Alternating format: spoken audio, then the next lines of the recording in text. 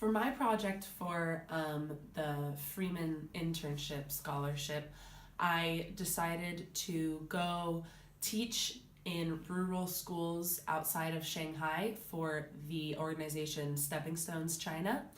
This organization helps migrant students get an English education. They also help the migrant students get computer education, and there are organizations within it that help with getting students glasses. So I was very interested in teaching with this organization, and every week we went and taught for 3 classes, which was about 3 hours every Wednesday.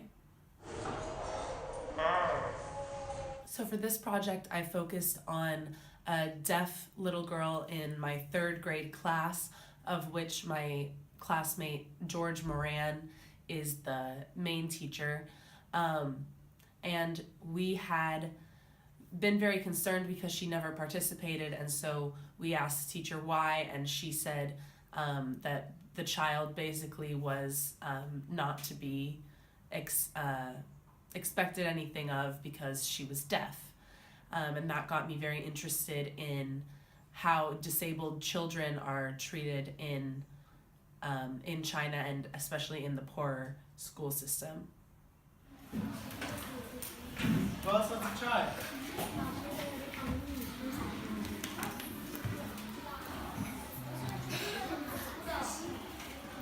All right.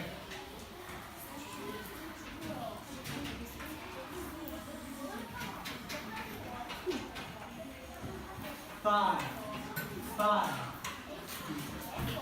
Yes. F. Five. I. Up. No. I.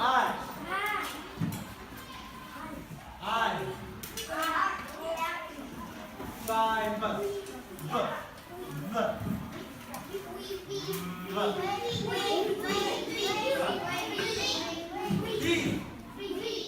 So one day when we had a native Chinese speaker in the classroom with us, she had pointed out to us that this little girl often mutters under her breath to herself, "Why can't I ever participate? Why can I never play any games? Why am I always left out?" And that really sparked in both George and I the idea to come up with more games that do not require reading or speaking, so that she can participate in those games.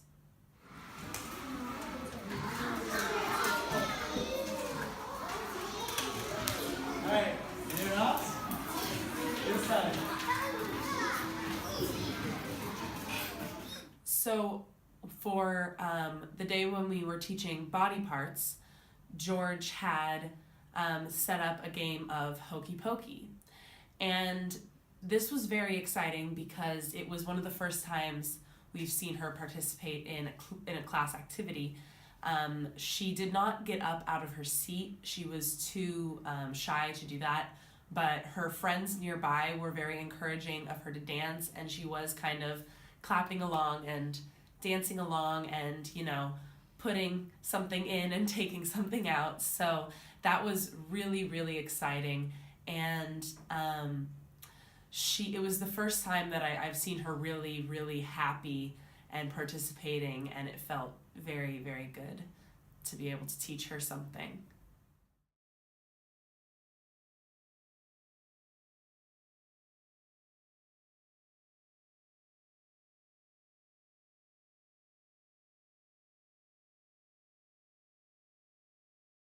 So what kind of accommodations does the school have for disabled students?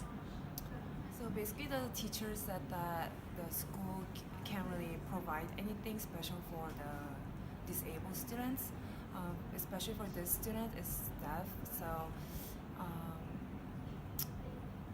and she can also eat like a lot of vegetables or like fruits or healthy food. So school really can't do anything for her. Instead, the teacher has to provide um, bread or something other snacks for her. Um, yeah, basically, I think the teacher said that she has to um, take care of the student by herself, not anything from government or school accommodation. And is the student able to participate in any class activities or in schoolwork? Basically, she said that uh, she can't because it's kind of hard for her to participate in class since she can't really understand or speak. But when she has a lot of friends that's helping her, then she can like participate a little bit, but not all the time. So the students, the migrant students who are disabled, they don't really have any accommodations that they can use from the schools because all of the schools are poor, and they don't have any extra help because they're poor, and even though they're not really learning anything at the school because they can't see or they can't hear or they have mental disabilities. The other option is leaving them in the rural community miles and miles away with maybe grandparents or neighbors, but probably alone at the age of like 8. So the best option is that they come to the city with their parents, even though they basically are just not really learning anything. They still get to have social interactions, and they're being watched over in a safe environment, and that's what's important.